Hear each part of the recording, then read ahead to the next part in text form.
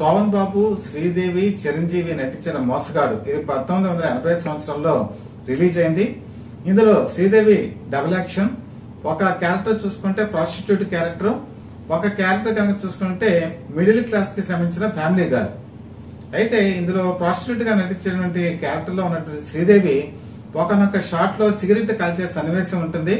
ఇది అవాయిడ్ చేద్దామని ఆవిడ ప్రయత్నం చేశారు, కానీ దర్శకుడు కె రాఘవేంద్ర మాత్రం తప్పనిసరిగా చేయాలనేటప్పటికీ ఆమె షాట్ కి మధ్య చాలా గ్యాప్ తీసుకున్నారు. ఎంతకీ ఓకే అవ్వట్లేదు.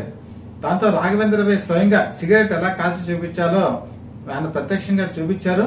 అయినా సరే ఆవిడ చాలా ఇబ్బంది పడ్డారు. ఈ షాట్ ఓకే అవ్వడానికి దాదాపు 200 సిగరెట్లు కాల్చారు ఆవిడ. మీరు కనుక స్క్రీన్ మీద చూస్తే ఇది ఆవిడ చాలా అత్యద్భుతంగా కనిపిస్తుంది. ఈ విధంగా శ్రీదేవి తన సినిమా కెరీర్ లో సిగరెట్ కాల్చిన ఒకే ఒక సీన్ సన్నివేశం మోసగాళ్ళలోనే మనకు కనబడుతుంది.